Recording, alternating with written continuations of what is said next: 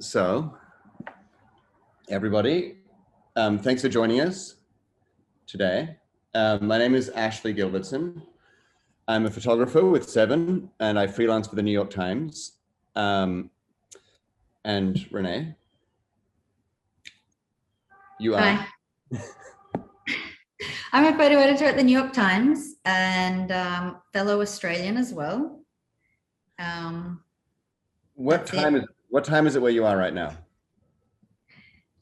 It's just hit 11:03 actually p.m. in the evening, just short of midnight. So we'll pretend it's 9:03 a.m. and I feel fresh, like got a cup of tea, got a cup of coffee. It's like I'm there. Right. You have been working tirelessly on not just my story, but all the stories from Australia. So I appreciate that you're here with us today and that you've been like working your ass off on these stories, this story as we've been doing it at the most ridiculous times. Like Renee would turn up to meetings like 5 a.m. your time. Just anyway, it was a bit of a hole at times, I think. It's true. We didn't always put the camera on for those ones, but we got there. So Renee works as a photo editor at the business section. And we met back in February for a coffee because I wanted to talk about a story that I thought we could work on together, which was looking at the COVID-19 as it came into New York.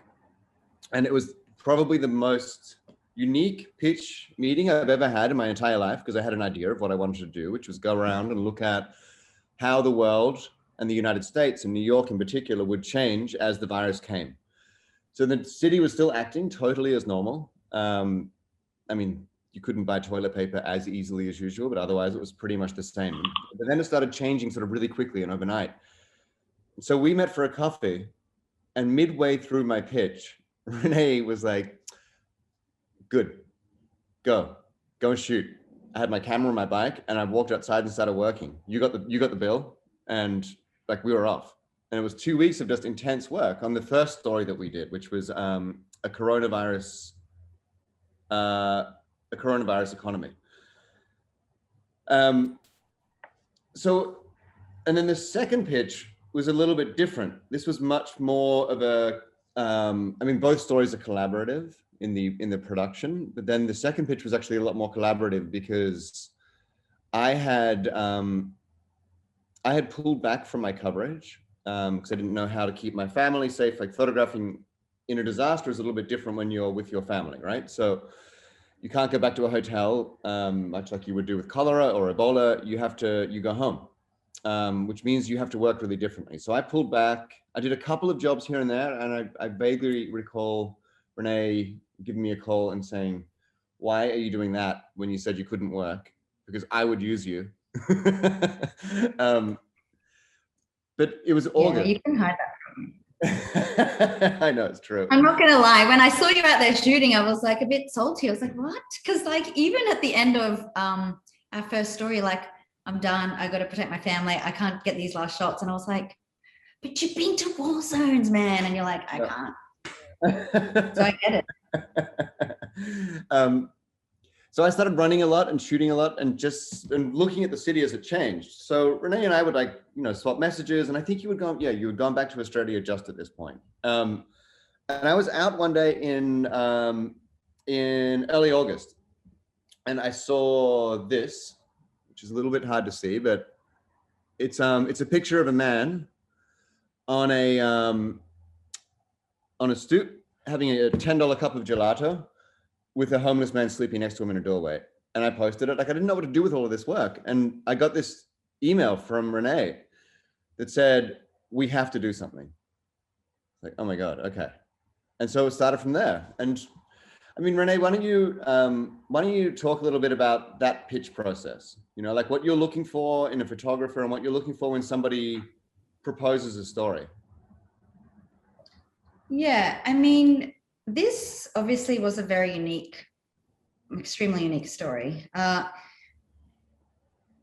Generally, what I would look for is something that's a bit unexpected. Somebody who's obviously very driven, who's done a lot of research on the topic, who's just willing to go above and beyond, and someone who is actually doing photojournalism. So they're actually doing the research, going out there, interviewing, writing, you know, sources. Like they're actually doing the things out in the field, which is essentially what a photojournalist is. And I think with this, from its inception when we were together in March, to when I saw your, you know, kept following you and saw your Instagram post thereafter, I knew from my end that it was something I really wanted I really wanted to work on with somebody, and you just fortuitously came into it at like a very good time, because I had been working on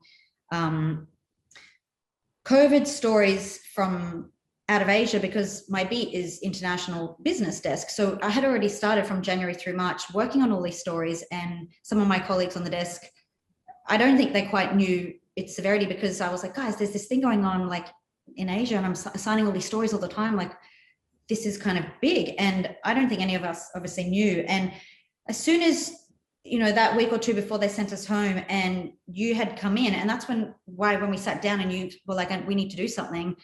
I was like, if we can, you know, have the economy angle, we need to jump on this, because this is like really going to be big and going to be a serious thing. And we just want to hit the button once like everything gets shut down, which is exactly what happened. And we were like, you had been out shooting so much already. So by the time that the story had developed so quickly in New York City, we just hit publish. And I think the same thing, because once you built up the courage to get back out and start shooting again, and I was just seeing your stuff and I thought, this guy's like documenting history every day, and we need to give it a platform, because I didn't see anyone else doing it like you were. And as soon as I saw it, I just thought, I need to go to the higher ups and try and get this. But then we had to write the pitch, right? We had to package it into the business section. And I think there's a misconception that I've learned, that I already knew, but I have learned intimately now with you, that there's this misconception with business that it has to be like, I don't mean this as a diss, or maybe I do, I don't know. It doesn't have to be a Wall Street Journal story with like men in suits and like pictures of Wall Street. It can be a very human story. It can be a story that would fit in a different section of the newspaper, but it has to have a business angle. So when you package these things, you're finding, you know, a human way of telling a story, but you're structuring it into a business section, right? So we're looking at, in this case, I'm going to share my screen here, and I want to show the initial. Okay, can you see? That should be working. So this is the initial pitch. So a few days after Renee wrote to me, oops, sorry, I'm just going to change this so it's, wait for the space bar. There. So a few days after Renee wrote, I put together a pitch, and Renee then shared it with the seniors, I mean her bosses. So we called it The Point of Rupture or Breaking Stress, like just working titles. And it was just a, I don't know, what is that, 250 word pitch, looking at how the economy had changed and the different elements of the economy and what we might be expecting. But to go with that, and I think Renee mentioned this, like this is really important, that I had already been out shooting a little bit for this. So, you know, for photo editors and for photographers, we have a pretty good idea of what we're going to get.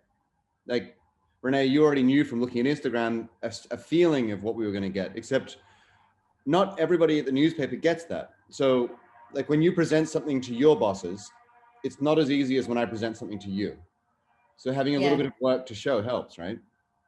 Yeah, it was really helpful this time, because for the first one, even that was a bit of a hard sell when we went back and we were like, we want to do, you know, I said to them, we want to do this story. And I don't know, I can't speak to other desks in the department, but some of them are a bit easier to like get something over the line than Biz, which they want, you know, a bit of context, crunchy numbers, texture, heavy stuff. Like it's got to have depth, and to make it a business story, which really many things can be a business story, like money and the economy and all of that makes the world go around, and everything could be painted with that brush. But this, when we went back the second time, it really helped to have some of your things. I said, you know, this is what Ashley's doing now, going off of our first one. And like, it would be amazing if we could invest in this and actually give him the time to bring this to something bigger and for us to make it put on our platform. But having just a few of these with your pitch helped them see it, I think. And it was very important.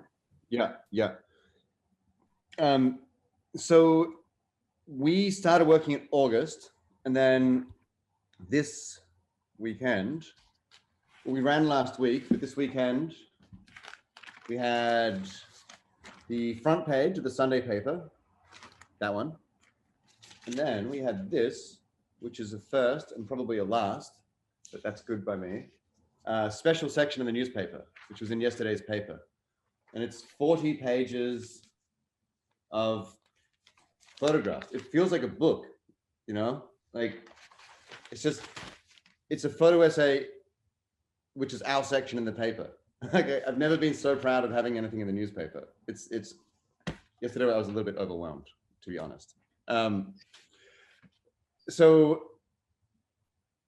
I'm going to go through now some of the pictures. Oh, I wanted to say, by the way, to everybody who is listening, should you have any questions, please just click the Q&A on the right-hand side of the Skype, and you can put questions in there, and Renee and I will come to them once we have exhausted ourselves from our stories.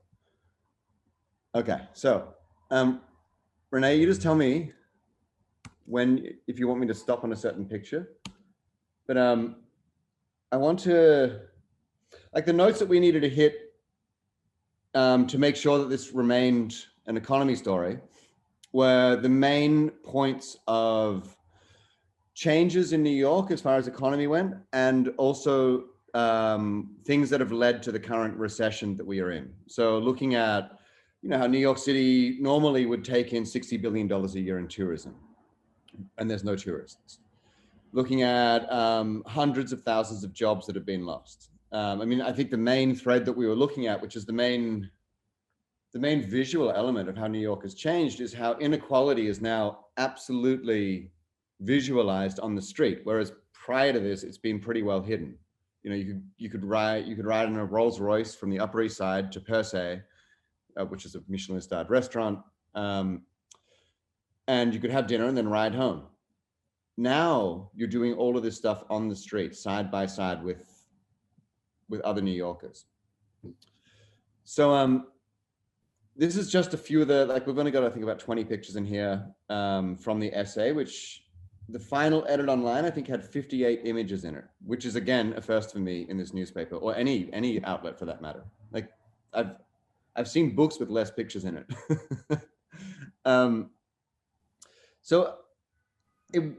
We would choose these particular, we looked at tourism, we looked at inequality.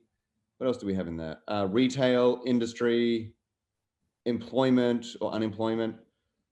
And we would shoot and sort of sort things as we were moving through the essay, slowly sort things into these boxes. But then we'd just shoot as well and look for these nuances that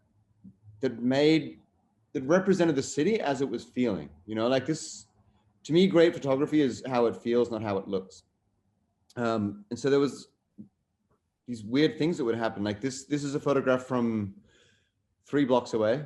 And it was one night where I woke up at 3 a.m. with a whole bunch of people running up the street outside my house. I live on the Lower East Side. And they were all screaming fire and wearing their pajamas. So I put on, what's it called? Like, not overalls, like a onesie. Overalls. And grabbed a camera and ran outside. And the firefighters thought I was a super, I guess. So they let me climb up on top of this burning building with them. And I made this photograph of them looking at the fire in front of them. It was a massive fire, 2 buildings burnt down. With Midtown New York in the background. And it's images like this that to me is like how the city has felt, you know, like the city is by no means dead. A version of the city died, that's for sure. But the city is alive. You know, there's a lot of energy. There's still millions of people here, but it's been devastated. So images like this, where you do have these landscapes of the city, it represents a bigger picture, which is one of the things we've been looking for throughout, you know. I think that this was one of our key images. And again, like most of this stuff you can't plan for, you know, like this isn't you can plan for some of it. Like you can plan to go to the Fresh Direct warehouse and photograph, you know, the essential workers there who are putting together food packages to send out to New Yorkers after they order, and like literally keeping people alive by keeping them out of supermarkets, keeping them at home. But then there's stuff like this, where we're looking at inequality, and we're looking at a place called Raoul's in Soho, and this is brunch. Raoul's serves like, it's a fancy restaurant in Soho. But right next to it, there's a man going through trash looking for food. So sometimes, and a lot of this story, it's just a question of, you make a plan. I'll talk to Renee and I'll say, like, I'm going to look at tourism, or I'm going to look at this. I'm going to, like, I want to focus, like, here are the other points. And we would have these huge documents, like these plans, and we'd be adding ideas to it. And I'd be like knocking out the ideas and trying this, and that failed, and this works. And like, it's a constant collaborative process. And these lists that we're making of ideas, like, sometimes I have terrible ideas. Sometimes Renee has an amazing idea, and we bounce off one idea into another thing, and then it turns into this. And then we get a picture like this. I'm like walking through Soho looking for outdoor dining images, but it turns into the lead picture for inequality. So it's a question of being out there, but being very conscious of what you're doing. And I think when you're working on an essay this big, and it must feel the same way for you, Renee, on your side, it feels like making a movie, you know, like there's so many notes that we need to hit. There's so many points that we need to make. And it's this story, this huge story. I mean, it's a story of a city. It's a story of a pandemic. So like even running, you know, like this is a day I was out running, and I couldn't find a way to represent the actual economy. And I went to Wall Street, I don't know how many times, like trying, but there was never anybody there. It was just empty all the time. And so this was just like a morning run. And I got really lucky. It's outside the stock exchange, but it's this moment where it looks like everybody's frozen in time, which is also how New York City has felt for many months. Crime is another big part of what has changed, which is obviously a factor that goes into the economy. So this is one of the pictures. And I remember Ashwin saying, actually one of our editors was saying early on, he's like, I'm really excited to work on this story with you two. It's going to be a shame to lose these pictures that may not have a place. And this is one of the ones that he mentioned. But again, it's the lead picture of crime, because crime is a big factor in economy. You know, like if you look at a place like the Garment District in Midtown Manhattan, the Garment District is moving, and that's partially because of a massive uptick in crime there after the hotels have been repurposed as housing for people coming out of Rikers. This is a picture of a man who overdosed on a bench out on Allen Street, and this was in the crime section. And that is not to say, and I think it's easy to misinterpret something like this. An overdose by itself is not necessarily a crime, that is true. However, this is a crime scene. When police officers find a dead body on the street in the morning, which is what's happening here, it is instantly a crime scene, which it needs to be investigated. So, you know, that also feeds into a bigger picture that we were trying to address in this story, which is city services. So New York, with far less funding than it's had in many, many years, is cutting budgets, whether that is sanitation or whether that is police. It's making it more difficult for the economy to survive and for New Yorkers to get by. This was a fun night. So this is actually great big on the screen because you can see some of the details. So this is a graffiti artist on Broadway in Williamsburg. And when I was with these two guys, they put a ladder up on top of this shop. So this is on the second level.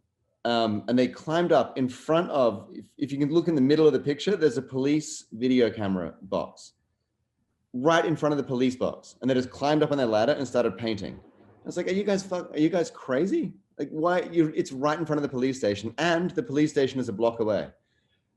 And they literally said, nobody cares. And they were absolutely right. Like, what people are getting away with in New York right now and over the last year is remarkable. So this was when the story ran initially online last week.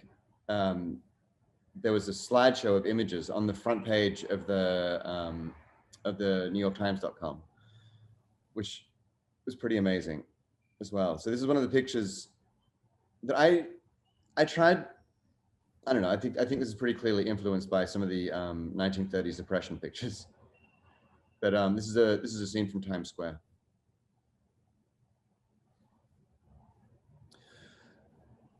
This picture may not be an award-winning image, but I am so proud of this picture. This is people selling counterfeit luxury items on Canal Street. So normally these men and some women who sell this stuff, they'll have it on blankets and they'll have a few bags, or they'll have like a little book that they show you, and you have to go to a back alley and then you buy this like Louis Vuitton bag or whatever, a fake Louis Vuitton bag. Now it's just on the street. Like if the police came, there was actually an anti-counterfeit squad. And if they came along, all of the guys would grab the blankets and run. Now, as long as they don't set up a table, you can do anything you want. So you can see there's just like the whole street is now lined with counterfeit goods sellers. And you can see that there's a cop car in the background doing nothing. In fact, the counterfeit seller is more concerned about what the other guys are selling than the cops behind him. Whereas, 6 months ago, this guy would have been half a mile away in an alley hiding from the police. Actually, right before we ran the story, I was telling Renee this. I saw a counterfeit bag seller outside a real Louis Vuitton on 57th Street. And I was like, this thing is getting even more brazen than ever. This is a car accident up on the Upper East Side with a woman and a poodle looking at the police truck trying to drag the car out of the intersection.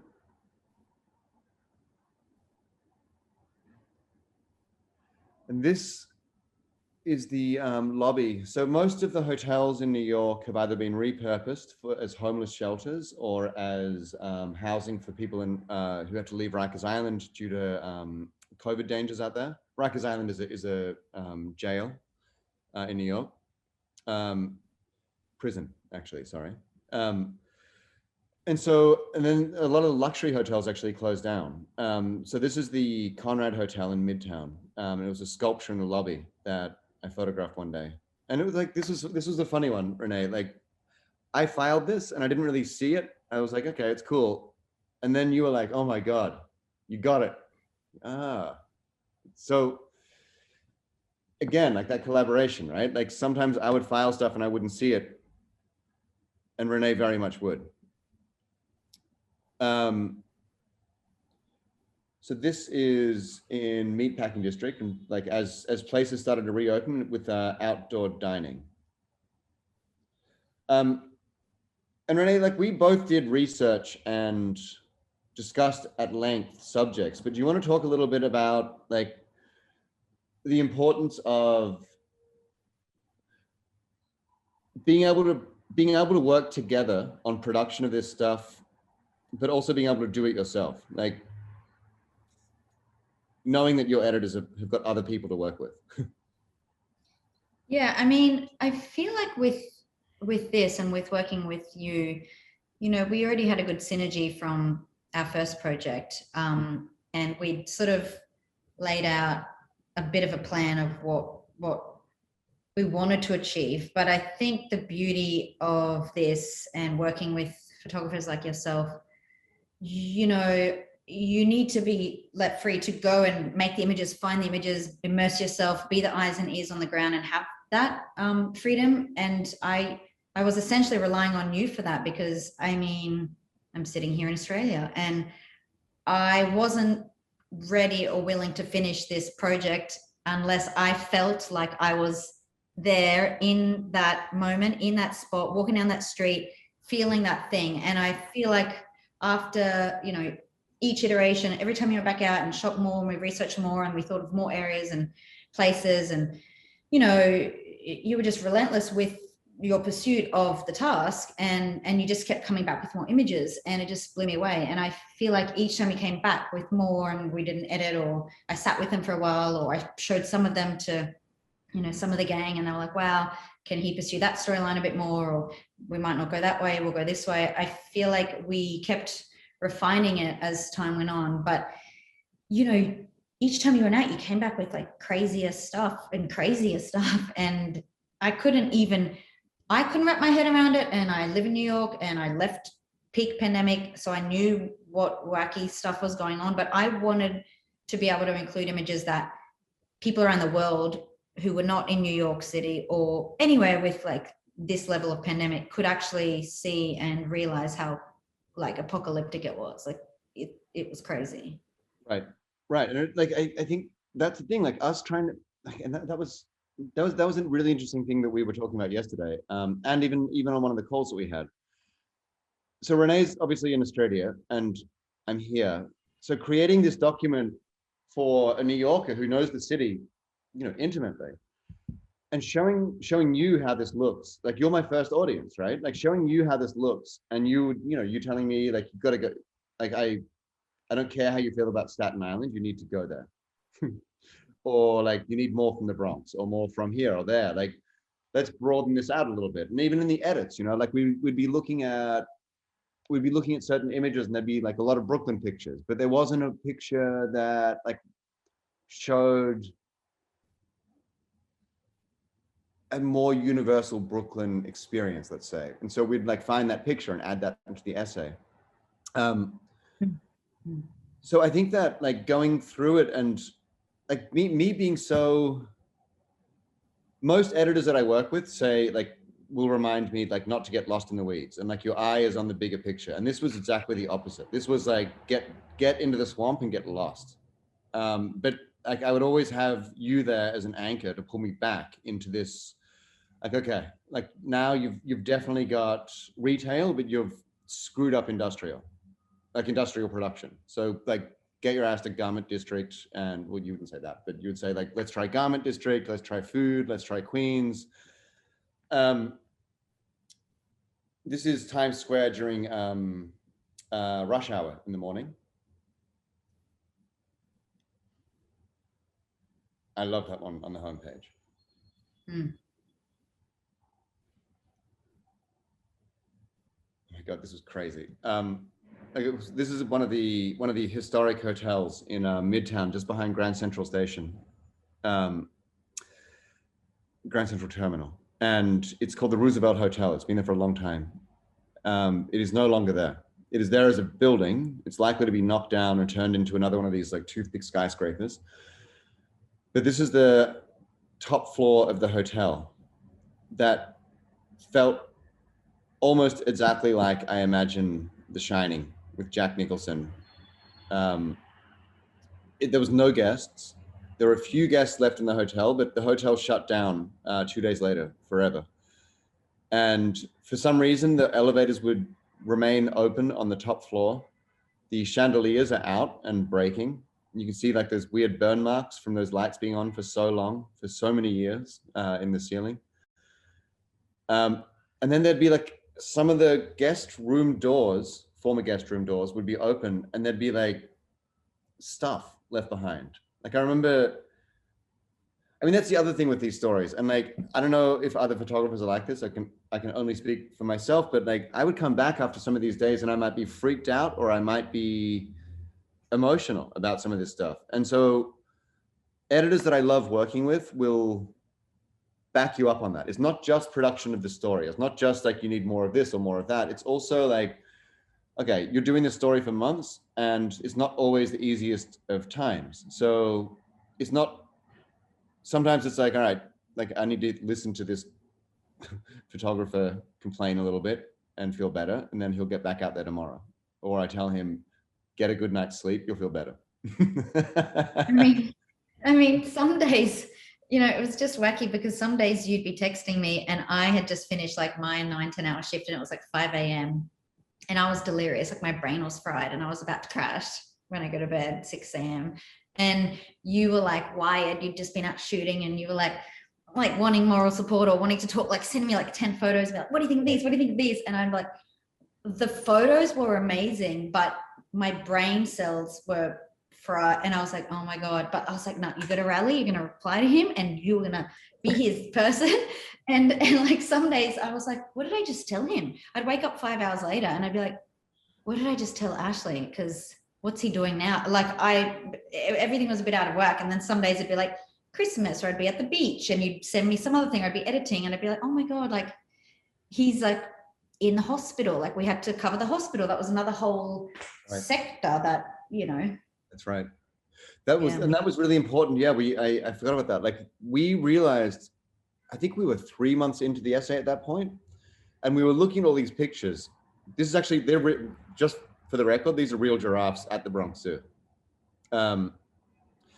We were a few months into the essay and we realized we have pictures of people in like these quarantine, like these, I forget what you call them, like those white suits with the masks and all that stuff. And like you would occasionally see that in the city, but we hadn't actually approached COVID-19 head on. And even though we know that's what the essay is about, we needed at least an image. We needed to represent it in the story. Like this is the heart of the story. The reason all of this is happening is people are sick and there's a pandemic. So we arranged access to Mount Sinai in Brooklyn. And I spent a couple of days at the ICU there and in the ER. And that was one of the photographs that appeared in the story. But, you know, then I had to quarantine for 4 days after that. And I think I texted you a lot during that time because I had to be like stuck in my apartment, isolated, which was pretty weird. This was a city, this is one of the city service images. And it was city testing for COVID-19.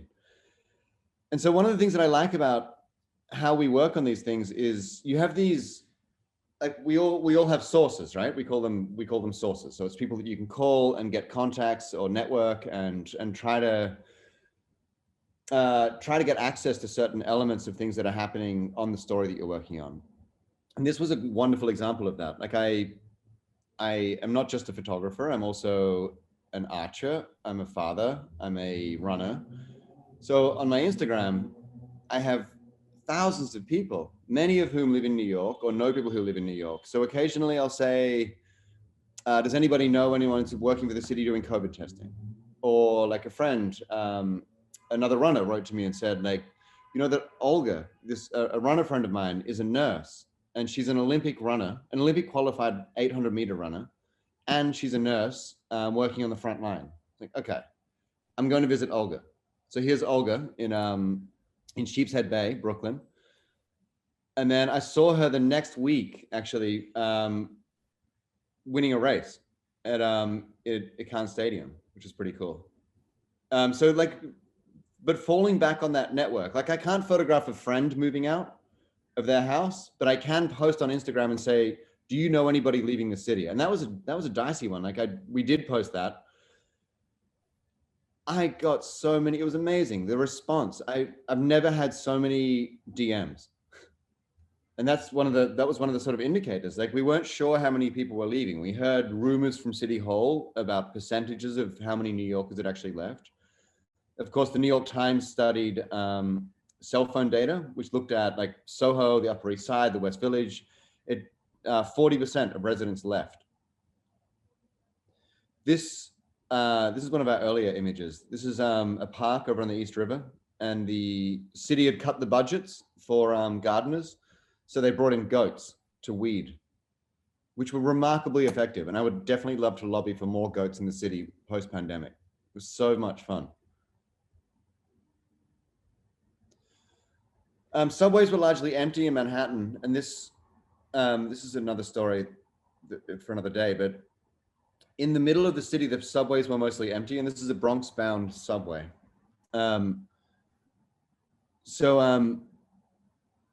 but the thing is, once you would actually get out to the outer boroughs, you know, to like the end of the lines, whether you were in East New York, whether you were in the Bronx or out way up, like out in Corona, Queens, the further you would get out, the busier the subways were. So the subways closed from midnight to 5 a.m. every night for disinfecting and sanitation. But the people that we were taking the subways away from were the people who most needed them, and the essential workers who were keeping like the backbone of New York City, the spine, the people who actually keep the city running. So this was an example of what it looks like in Manhattan. But then, like, I was out photographing daylight. It's so weird. Like, I say we were out shooting because it feels like that, but you were in Australia. But we were out shooting in the Bronx, day laborers. And I remember taking the first train up there at 5 a.m. and it was packed. It's like, what on earth is going on? And I realized, like, these are people who need to take the subway.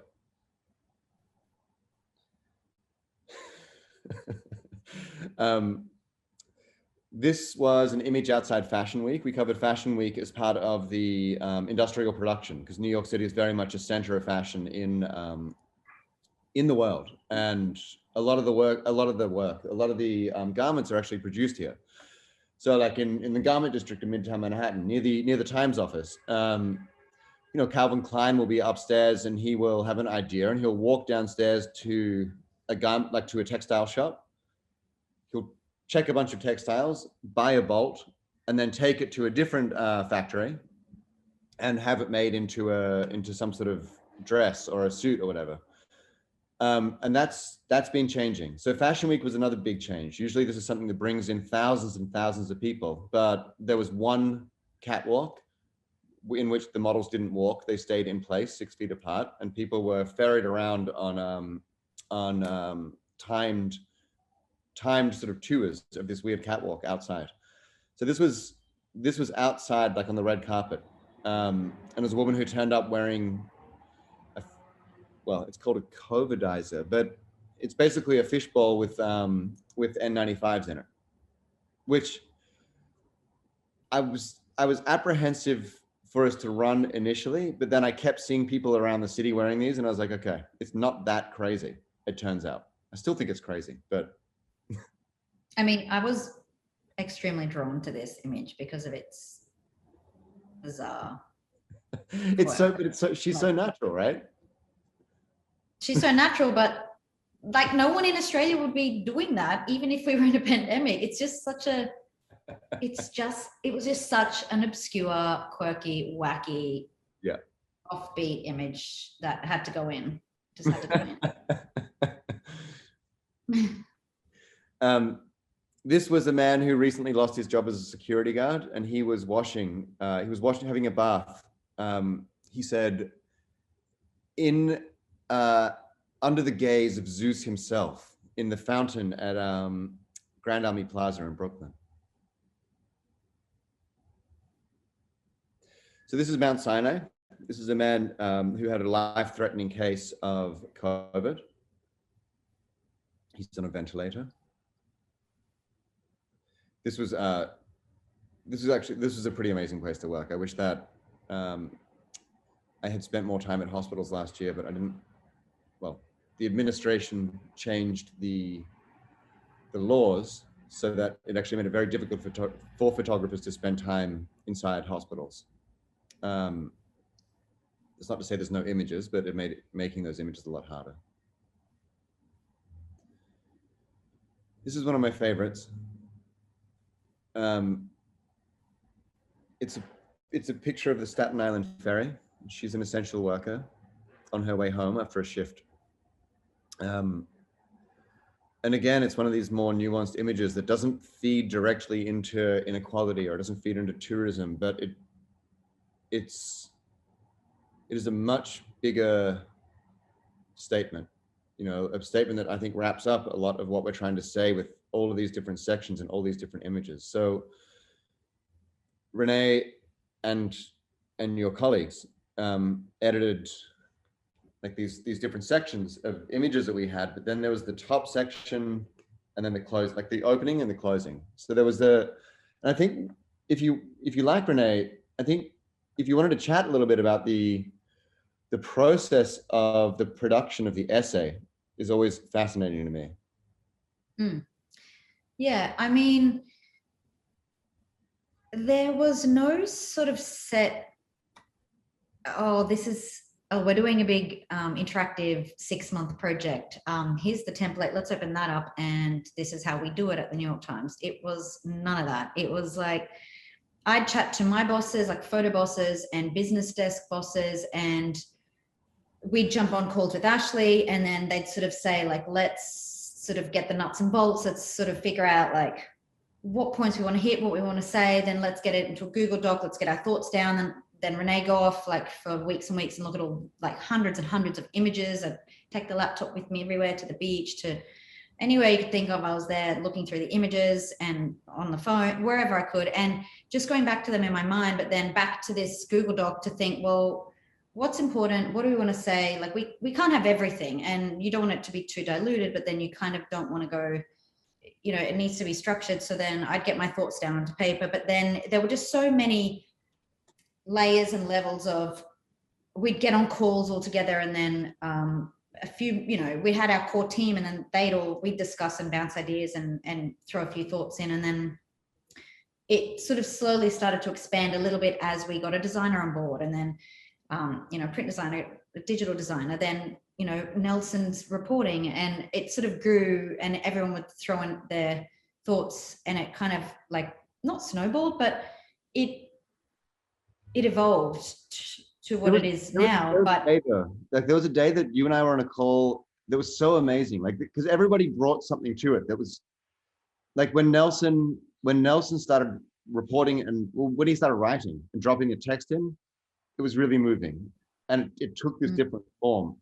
And like Nak would look at the images and say, like, have you thought about doing this? And like stuff that we hadn't even considered, you know, like Fashion Week was our idea, and it was brilliant. It was such a good idea. So everybody would bring, like, all these different collaborators would bring something else to it. But I remember there was a day where you, me, and Nak had been going through and like wrangling this edit, and there were moments that I was really upset, and like you would say, like, Ash, you looked at these pictures and you were supposed to cut a bunch of them out, and instead you added 10. What are you doing to me? And we wouldn't fight, of course, but we would discuss, like, if we have to lose one, what is it? And blah, like there was a hard part of it, and we got to a point where we were close to a final edit, and it was almost there. And then Megan Luram, who was the director of photography at the Times, came onto one of the calls, and she moved a couple of pictures around, and somehow, like, to me, that was just I'll never forget the day, because something just snapped into place. Like, she hadn't seen the edits that we had been making up until that point, and she moved these pictures around. Some ideas were in there, and it was just the whole jigsaw just like fell into place, and we saw this picture. And I remember you sent me a layout that night from Rebecca Lieberman, the designer. And you said, okay, have a look at this and send any critiques or ideas. And so I opened it was late at night. I was in bed. I opened the link, and I was like, started taking notes of like, oh, we should do this, and maybe have we thought about this? And I was like, wait, the text is here. This jigsaw that is now in place is here. And I remember I just lay in bed crying. I was like, there's a point at which I don't like the work that I'm doing when I'm producing it. I don't like the work that I've done once it's published, but there's a point in the middle where it's something that I'm proud of. And that night I was like, what have we made? It was magic, you know? It was like, to me, that day was amazing. Like it was one of the greatest examples of how it works when we collaborate. Yeah, and I have to say, to that point,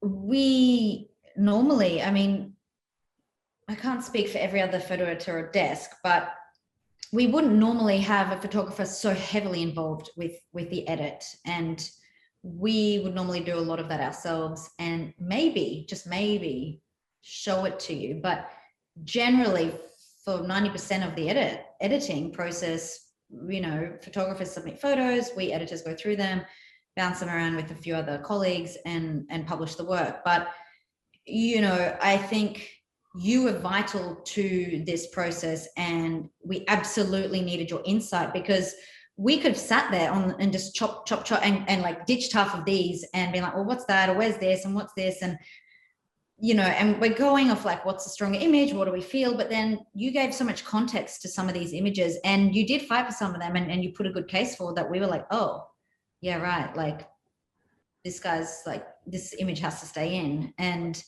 I think you knew when to just like admit defeat, that some of them were going to be cut, and pick your battles, and some of them you fought for, and some of them I fought for. Like, that time that we had to get it down from 70 or 80 to 50, and God, we were terrible at that. And then you added 10 more in, and I was like, what?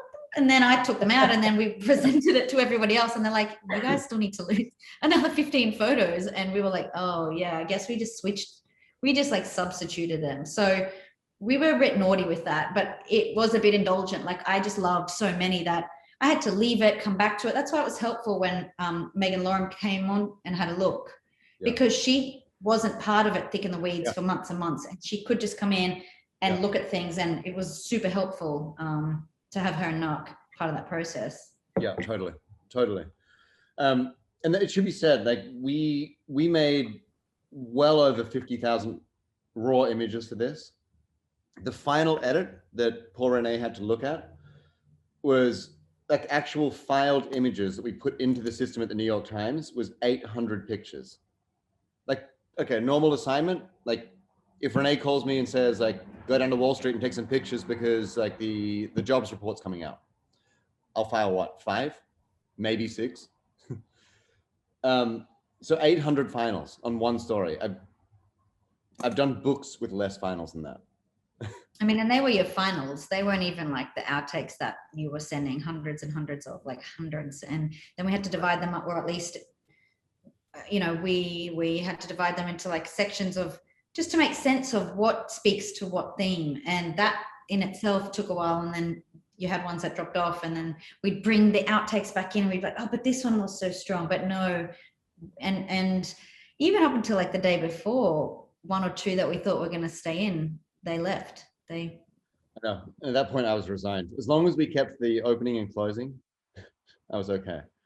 Oh, which we should also, as long as we had a few photos in there. This was a, like we talked about these 2 images a lot. So the final 2 images in the online, well, in the essay, we bounced between this, which is an image of the Matisse painting of the dance at MoMA. And this is in the days immediately following the museum's reopening. So it was timed entry. There were very few people actually going through it. And the cultural art scene in New York is one of the most important parts of this city's existence. I mean, it's where the city's energy comes from. Of course, it's an economic center and it's a fashion center, but the creative and cultural institutions of the city are one of the things that keeps this place anchored. So MoMA was, I think, a really important place to actually photograph. And I waited in this room for about half an hour until a small group came through. And this boy stayed on this chair in front of this painting. And it was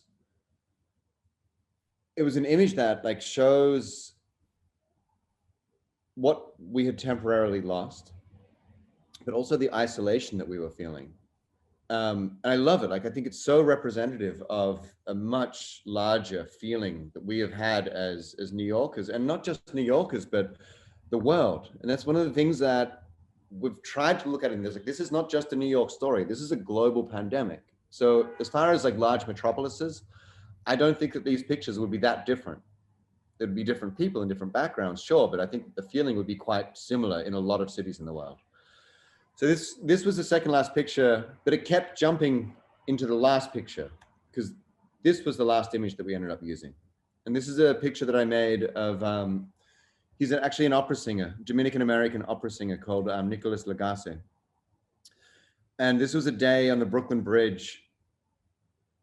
And for anybody who's not in New York, or even New Yorkers who are on this call, The Brooklyn Bridge is usually packed with tourists. So as a runner or as a cyclist, or even as like a dude walking over to Brooklyn, I totally avoid the Brooklyn Bridge because there's so many tourists. It's a nightmare.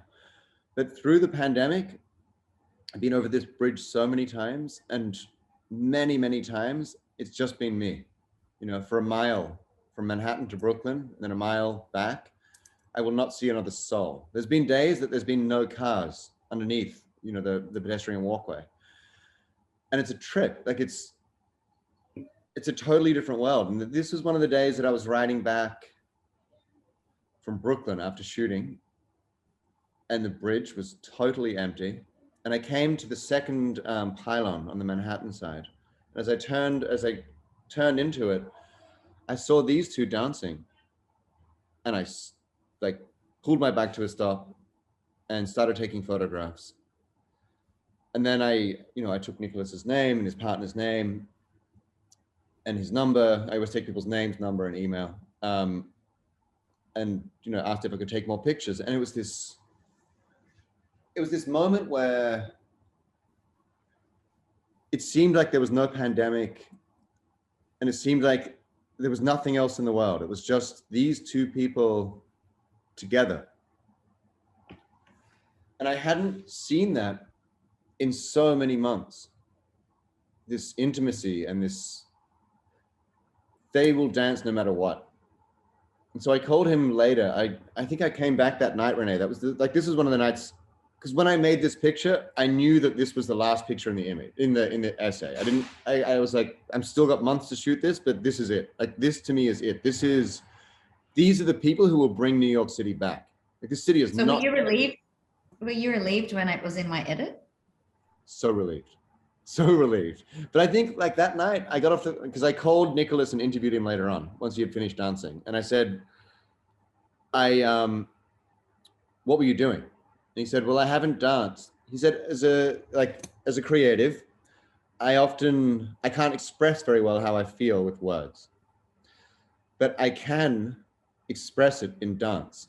And I've always danced to see how I'm responding to things around me. And he said that God, it's hard, it's crazy. It's like still emotional. It's funny. He said he hadn't danced since March when lockdown started, and this was the first time. I was like, wow, it's an amazing story. And I hung up, and I was writing the caption. I think I was texting you, and I sent you this picture. I was so excited, and I told you the caption. And I think you wrote back like, so how did he feel? I was like, oh my God. I had to call him back. I was like, so how did it feel?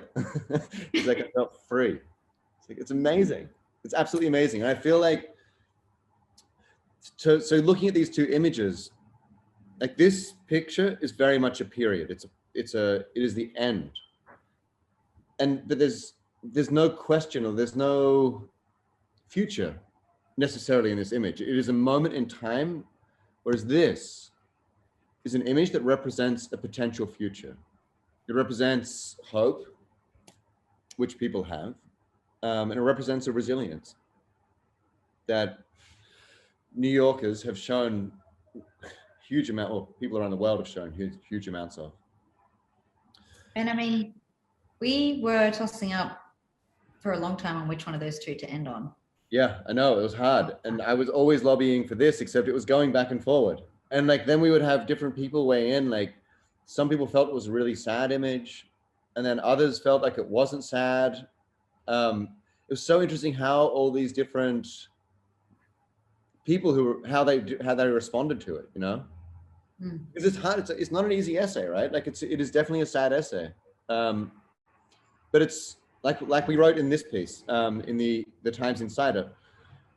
It's a requiem for a city, a version of the city that died, but it is also a love letter to a city that is going to bounce back. It has bounced back through other crises and will bounce back from this one.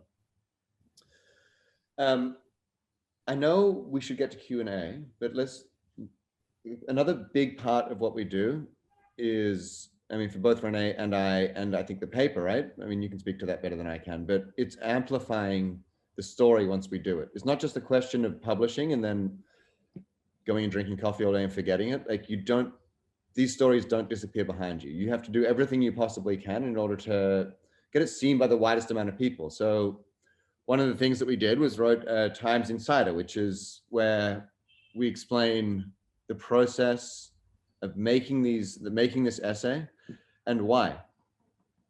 So that is an additional layer that can be publicized. We have been doing television interviews and radio interviews to get more viewers. Like we get millions of people, obviously, on the Times website and with subscribers. In print readers. But television and radio is obviously going to get a whole different demographic of people. So trying to sort of spread the story to make sure that, you know, our job as communicators, right? We're doing this, we have a point. We want people to see it. So we have different people that, well, we have our own networks. We have friends like Janie. We have publicists at the Times, and then we get it out as far and wide as we possibly can. So the job certainly doesn't stop once it's published. And the social team. Oh my God, the social team are amazing. Yes. And your stories, you going out doing those stories, I mean, that really gave it a lot of flavor and took us right there to the streets. Like we were there, you were there, I was there. Had you not done that, you know, it's important. It all plays into it. Yeah. Okay, so do we miss anything, Renee, or should we go to questions? Let's go to questions. That'll cover whatever we've missed. Okay. All right. So Sean Pridgeon, hi Sean. He says, please tell me you're doing a book with a larger selection. Yes, we're doing a book, and Renee will be involved in that. That's happening. Michelle asks, greeting from Barcelona. In reference to the photo selection, how do you go about that? Ashley, did you submit a final selection at the end of the 6 months, or did you periodically meet every couple of weeks or months and strategize selecting photos together? Renee. We basically, well, it started off maybe every few weeks, but actually not. Ashley was my new husband. We were texting all the time, every day, every night, all through the day and night. Yeah. And I saw him more than most people, but he was on the other side of the world.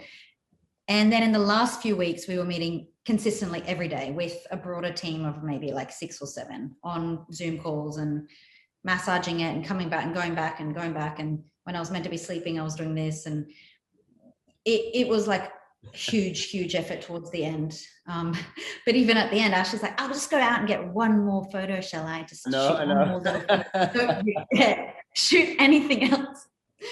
It was nonstop. Like 3 days before production, we were like, oh my God, maybe I should go get the vaccination centers. Like, there's no way they're right. Yep. Like we were all over it, nonstop. Shady wants to know how many of these images were taken while running. I don't know, maybe 30 or 40%, a lot. But I run a lot, you know, you see a lot when you run. And there's certain places that I would go back to. Like I would see something while I was running, I would take a couple of pictures, and then I would go back and spend a few hours there, especially when you need to develop relationships with people. Why in black and white? I would love to know why you accepted it in black and white, Renee, but I will say I shot it in black and white because the city is really beautiful, and New Yorkers, even in a pandemic, are very stylish and cool. And a lot of these situations are shot at times of day in which the light is quite beautiful. Like if you think of that Times Square image, which is very dark, all of those billboards, reds and blues and yellows, and the sky is gray, and the steam coming out from the street is going to be backlit with the green, and it's amazing. It's stunning. It's a postcard. This wasn't a series of postcards. This was a series of like how Times Square felt that morning, not how it looked. And black and white gave us an opportunity, or gave me an opportunity at least, to represent the city as it was feeling versus as it was looking. I mean, like imagine the picture of the giraffes at the Bronx Zoo in color. It's a very different image. That said, I don't think we ever talked about color in black and white, Renee. We didn't. I think I had discussed it with some of my editors and managers, but I will be honest, I wanted to see it in color, and I wanted you to file in color. I was curious because we don't see a lot of your stuff in color, and when you did file for the first story in color, I was like really drawn to them. However, you know, after we thought about it and we chatted to a couple of the others, they were like, oh no, this is a black and white essay. And I just thought back to all the old photography, and, you know, maybe some people might say it's a bit art, bit indulgent, bit whatever. But like, honestly, this would not, I personally don't think would have had the same impact or feel or heaviness as it does, I don't think, as with the black and white images. It almost like takes away, like like removing the color, you're just like looking at the scene and you're like, oh, holy shit, like this is bad. Oh, this is crazy. I feel the same way. Like the picture of the man selling the counterfeit goods on Canal Street. Like that would be wild colors, and you would never look at the guy's expression, and the guy's expression looking off to the side leads you immediately to the police car, and then that draws you down to the two kids in the stroller. Like that in black and white works, and you see all of the reactions and the feelings of people in it. Whereas I don't see it as quickly, let's say, in color. But I definitely felt like you gave me a pass on this one to do it in black and white. Maybe I never asked because I didn't want the color question to even come into it, but so thank you. Yeah, totally. New York's a city of contrasts on a normal day. How do you think living through and making photographs during the pandemic has impacted you, and will this surreal time influence your work moving forward? Very much. It will influence my work going forward. And how do I think living through and making photographs has impacted you? So it's the same answer actually to both of those questions, which is really weird, and I didn't expect this to happen. I've lived here for 18 years, since 2003. Yeah. And I've always had a sort of love-hate relationship with the city. It's crazy and it's wonderful and it's creative and it's rich and it's poor, and it's like all of these social structures and systems that we have in place to try to help the vulnerable have always been so tenuous. And that's one of the things that we've seen broken by the pandemic. But this year, you know, like I've never spent a whole year in the same place since I was an adult, since I was an 18-year-old. Like I've always, you know, like my son lives here in New York, and I've lived here for a long time, but I've always spent at least half of my time away, or up to half of my time, let's say.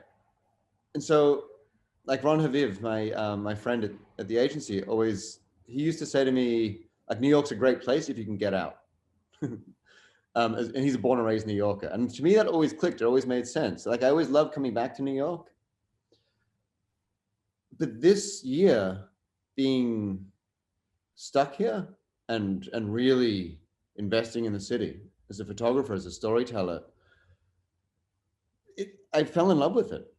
Like, I fell head over heels in love with the city, and I didn't get this before, you know. And I think that what I'm seeing or what I'm experiencing on the streets is these micro communities of people that I didn't realize I could rely on.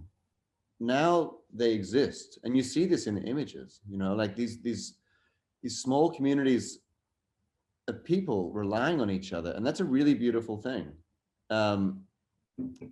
And while our vulnerabilities have been exposed by the pandemic, so have our strengths.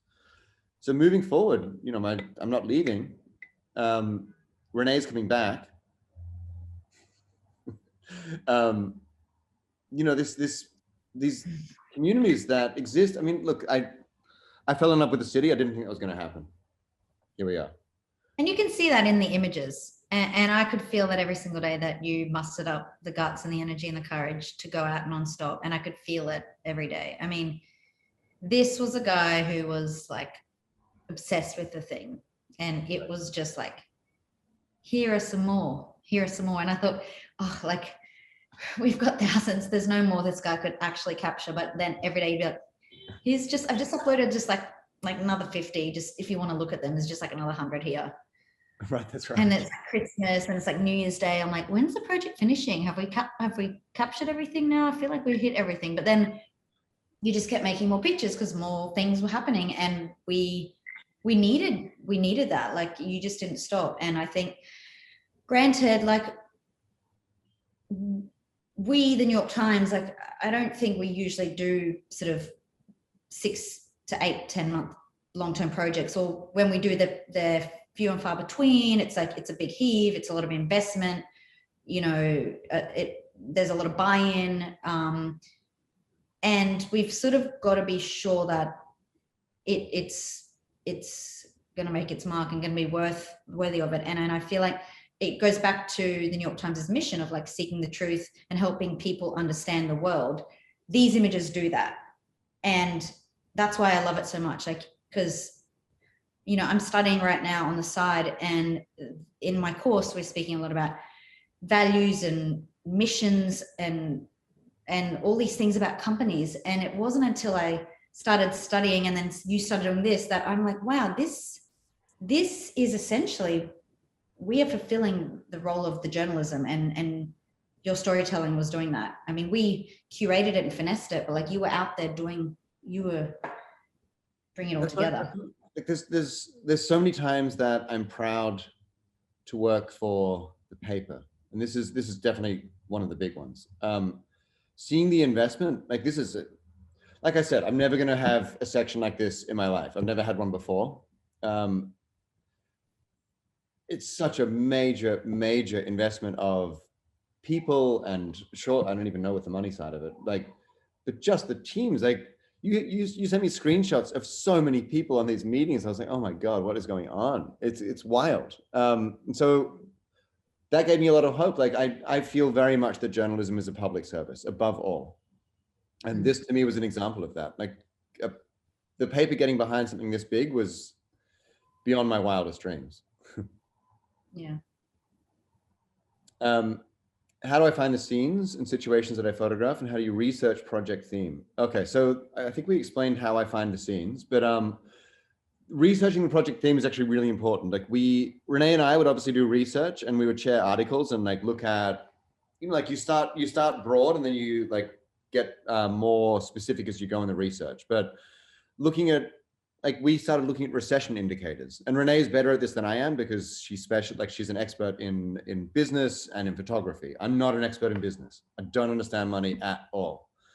So I would look at like broad indicators, and then like we would send an email to Nelson, the reporter, and to Ashwin, the editor, and say, okay, here are the recession indicators that we've identified. Here are the examples of them that I think were found in New York. What are we missing? You're like, let's bring in actual experts. And if I wasn't working on this story with the Times, I would have gone to either reporters or academics who could have advised me to make sure that I wasn't screwing it up. I photograph on my phone and my Fuji camera, a lot on my phone, actually. You'd be amazed which ones are which on these. I do engage with my street subjects and talk to them. Sometimes, not always. Sometimes they want to sort of chase me off a little bit, but not usually. But I would say 95% of the cases here, I engage with people and I explain who I am, what I'm doing, the context of the story, and then when I expect it roughly to be published. So I don't want, you know, and this is part of journalism. You have to explain who you are and what you're doing. And I think this is actually becoming more important as we move into, you know, a more developed society. People, like, we need to be transparent. I mean, I was doing that on January 6th at the Capitol, which apparently not everybody was doing, and I was fine with it. But okay, so how often were you editing together? All the time. Can I speak more about how I interacted? I just did. It is more complicated during a pandemic, but I was always wearing a mask. I would always keep a distance. And so yes, it's more complicated, except people want to share generally. And so sometimes people would say like, can I see the picture first? And I'd say, no, we have a policy that we can't do that. But I can promise you, like, I will represent you as I've seen you on the street, and the story. I'm not trying to slam anybody or hurt anybody. I'm trying to represent things as I see them. So if you're honest, it's not that much of a struggle, but it is a bit of a struggle behind a mask. And normally I would like write on I would write in a notepad. Like my normal strategy would be writing in a notepad like the name, and then I would show the subject, their name and their age and the phone number and the email and any sort of contextual information that I could. I would show them that and say, is this all correct? And then I would text them later on and double check. That I couldn't do this time, because then you're getting, within a couple of feet of people. So I would have to get minimal information, and then I could telephone them later and interview them and double check all the spellings. Ballpark ratio of images shot that made it into the project. 10% of images that I filed made it into the project. No, 8%. I determined prior to shooting for black and white, yes.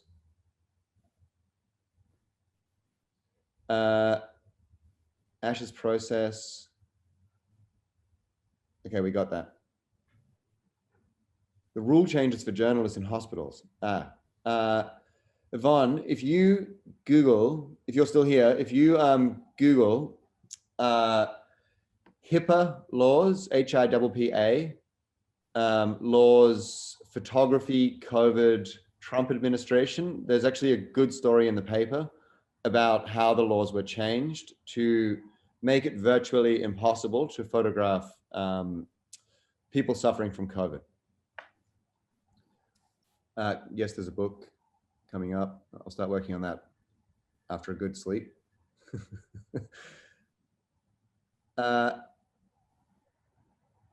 It's interesting how the collaboration with the right people can give life to a project which may otherwise never see the light of day. Is this type of collaboration typical in the trade? I don't know. Sometimes. It's pretty special though. I wouldn't say this is typical. I would say this is actually exceptional. It's rare that you find a work wife or a work husband like this.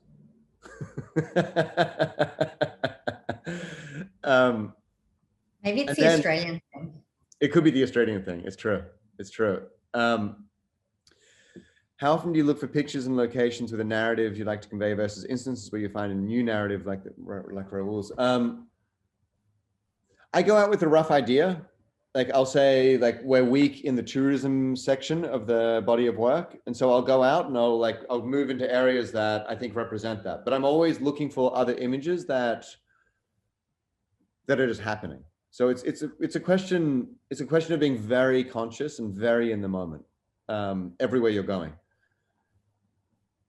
Okay, Amin is asking about a question that does not pertain to this essay in particular, but more to COVID representation in general. I have been wondering about how conscious the decision to try to avoid the ugliest part of the pandemic, which is death, when it comes to photography. It would be great to learn what Ash and Renee think about that and why. I mean, you should also Google HIPAA, Trump administration, photography.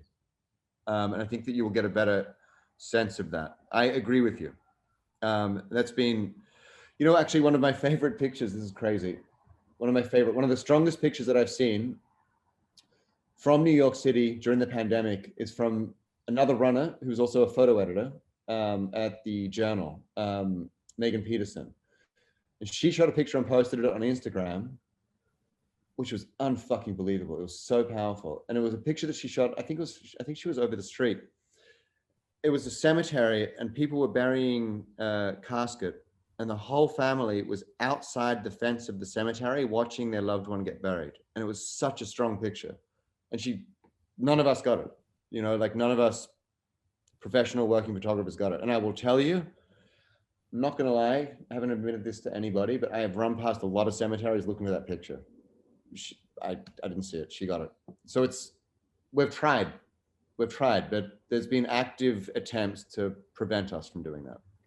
And also, just to add to that question,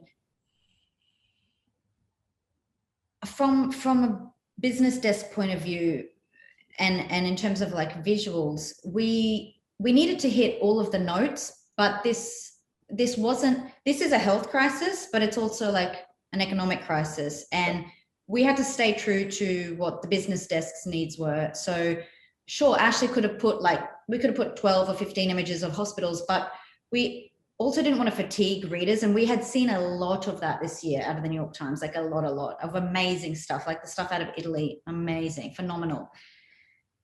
You know, we just sometimes just put one hint or two hints to cover that. And it wasn't that we didn't want to, or you know, of course, this is how it came about. It's a health crisis, but you know, how many of these do we need to see in a project like this? Because it hits so many other areas of society. And I think we needed to focus on all of those and uncover those and unpack those and include them all in there, as well as the hospital scenes and the death and the dying. You kept it really on point with that. And I think that was really, I think that's actually one of the reasons it succeeded as a narrative essay, because like, if I was going too deep into like a certain neighborhood or a certain theme, you would literally say, like, it's not a metro story. It's not a science story. Like, I could have spent a month at the ICU at Mount Sinai photographing there, but 2 days was enough, especially given that you have to isolate for 4 days afterwards. So I think with any essay, and this answers some of the other questions that are there, like with any photo essay, going back to the first day and then like going out forward from there, we do want to get lost in the weeds and see what we see, but we also have to keep it focused, because if your story doesn't have a focus, it's not really a story, right? A focused story will have a beginning, a middle, and an end. And that's what we're looking for here. You're structuring it, except we're not structuring it according to a template that we have developed in our minds. We are structuring it according to what we are seeing on the streets. And that's the difficulty of photojournalism, but also the fun of it, because there's so much magic that comes up in the middle and changes the story completely while you're working. The wonderful interior shot of the family with a man on the table and a wife holding the baby and other kids by her side. How did you get that? I did not know them. I actually, that was from Instagram. I was asking like, who's working from home? So Corey, who's the mom in that picture, and she's actually a photographer that works for AOC. She wrote and said, yes, we're working from home. And those guys were fantastic. They were absolutely amazing. Like, I interviewed them beforehand. We sat around and we talked for about an hour, 45 minutes, I guess. And then they said, okay, you want to see? Yeah, I want to see.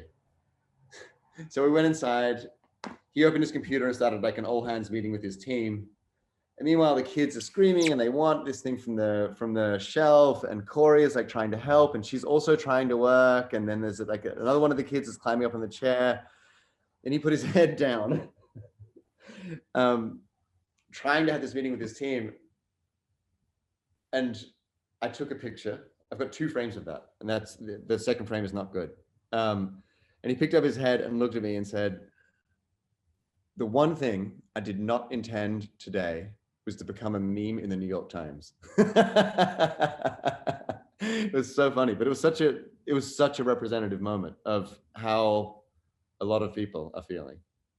I'm sure we can all relate to that in one way or another. Some of my shots seem to come from wide angle, others from longer. No, that's interesting. They seem to come from that, except that it's all shot on a 50mm, which is the standard lens. What was my daily routine? There's no routine. I mean, wake up early, go to sleep late. That's my routine. I run with my camera very occasionally, but it's usually just like, this is my favorite. It's the easiest. So to the runner and photographer, yes, you shoot with your phone. It's the best. Hello from Colombia. Okay, I can't help but wonder how it can be worth it from a financial perspective. Is it? Nathan Clark, cutting to the economic heart of the matter right there. I don't know any photographers.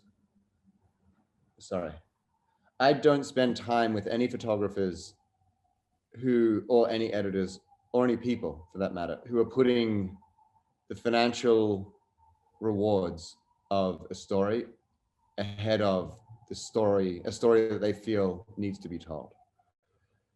And I think whether something is worth it from a financial perspective is also a subjective question. For me, as long as I can pay rent and drink this disgusting smoothie that I've been drinking, that's all I need. For somebody else, maybe they would want a holiday house in the Hamptons, but so that's a question that I think only you can really answer when you're working. Are more people returning now? And if so, how does that feel considering? No, I don't think more people are returning now at all, but I do think that people are, like right now outside, it's sunny and it's not cold. Well, it's not freezing. This morning it was, but as the sun is coming up, it's, maybe we should actually finish on this because I know it's so late there. So I apologize to everybody else, but Christopher Edwards, how does it feel considering the city was so desolate for so long? What does the period of adjustment for those who stayed look like? So people aren't returning now necessarily. I'm not really seeing that, but people are going outside. And that, like I was on the Lower East Side yesterday, like running and drinking coffee, just on the street. And Orchard Street was alive. And it was so, I don't want to call it a street party, but people were strolling, people were dining outside, people were smiling. I mean, like at this point, the sun coming out after so much ice and isolation, the sun comes out, it's almost like everyone's taking MDMA. People are so happy. Like I saw somebody on the street that I haven't seen for a couple of weeks. They were like, Ashley! It's like, oh my God, easy. It's the people who are here now are the people who want to be here. And that is a different New York than what I've experienced in all these years that I've lived here. There's a lot of people who come here to make it. And there's a lot of people who come here to like get the money. And there's a lot of people who come here because they're ambitious and they just want to see if they can do it.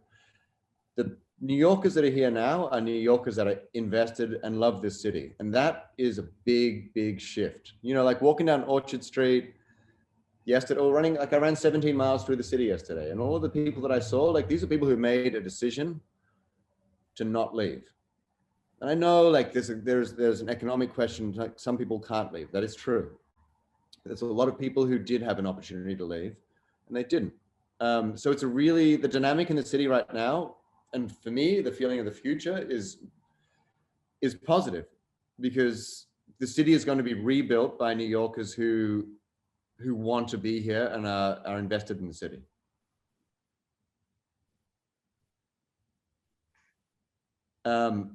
Renee, what do you think? Should we wrap it up there? Yeah, I mean, did you want to answer the last two questions? Oh, there's only two more? Okay. Okay, running and shooting simultaneously, like running and photographing is the same thing. Like this, to me, there's nothing, they're both things that you do and you lose all of the chuff, all of the crap that fills your mind. Like I need to go grocery shopping, I need to pay this bill, or I need to like meet somebody later on. When I'm taking pictures and when I'm running, there is nothing else in the world. There's nothing that I'm thinking about other than that moment. So to me, like there's no separation. Do you have any cases when you couldn't publish the photo because the person didn't agree and there was no model release sign? So we don't use model releases in journalism. And there have certainly been images that I've made where the person has said, like, I would really prefer that you didn't use this picture of me. And I'm not against that, you know, like, okay, if we're talking about like a war crime in Iraq, that is a different story from somebody who's just walking down the street in New York. You know, like there's millions of other people that I can spend a bit of time and make another picture. So I don't need to be, I can be a prick, but I don't have to be a prick all the time. And I also like to think that I can try to be empathetic, you know, like a conversation. If somebody says, don't take my picture, I'll have a reaction to that. But if somebody says, I would prefer that you didn't because I don't even want to go into it, but I just really prefer you didn't, that I respond to. As a documentary photographer in New Yorker, having 2 family members in high-risk category really restrained me on the pandemic. My love for them would not allow me to put myself at risk and possibly expose them to the virus if I became ill. How do you handle challenging personal situations without repressing yourself beyond what feels right for your own development? That was, yeah, Dora, that's been like a tough part of this whole thing, right? Especially with so much uncertainty around the virus. So from March until August, I pretty much exclusively ran around 80 miles a week with my phone and took pictures, because I knew that running I could do safely, and I could witness the city as it changed in a safe manner. By August, it was clear that if I was wearing a high quality mask and taking precautions, that I could work safely, even in some cases inside, as we learned more about the virus. So I think erring on the side of caution, maybe with exception of the ICU. I remember a couple of the nurses at the ICU were like, you've been sick, right? I was like, no. They're like, oh, and you have a child? I was like, yeah. They're like, yeah. Mm-hmm. Okay. Like, why didn't somebody tell me this is that bad? Like, of course it's that dangerous. Anyway, so it was erring on the side of caution and trying to be constantly aware of like developments in the research. That's it. We've answered all of the questions. I think there were actually 2 anonymous ones that you missed, Ash, but I didn't want to. Where? Anonymous attendee. Bring it up, but poor anonymous. They might want their questions answered. Do you have any cases where you couldn't publish the photo? That one? No, for both. If you could go back to the first day of shooting, editing, what advice would you give yourself? Oh.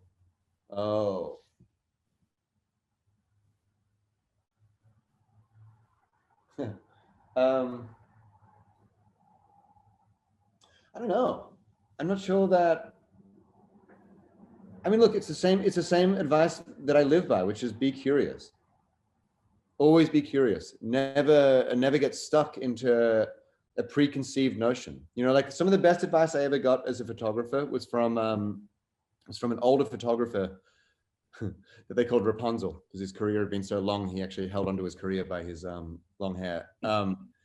Back in Melbourne, and he worked at the Australian, and he said, the best way to screw up a news job is to turn up with a preconceived idea of how it should look. And I think about that all the time. Always be ready for it to be completely different from how you expect. But I think that curiosity that Renee also shares is one of the things that carries us through this. So just like,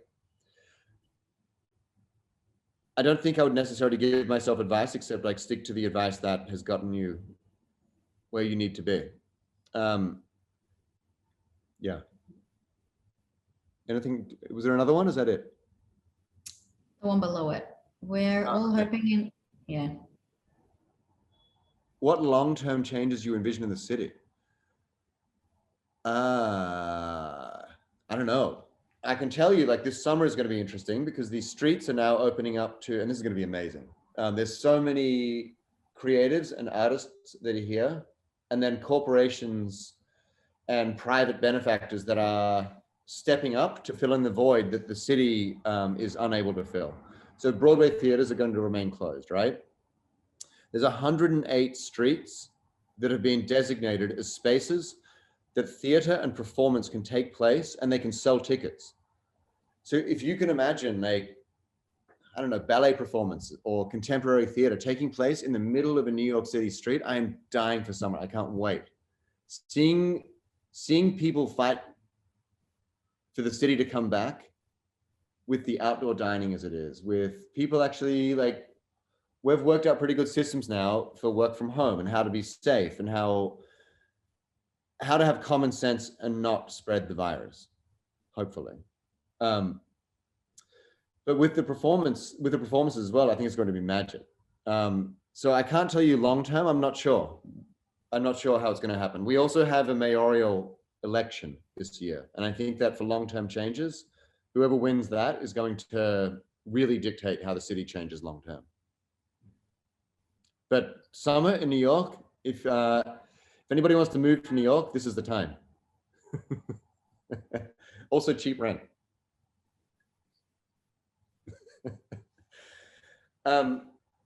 Renee, thank you for joining us, but also thank you for trusting me with this massive body of work.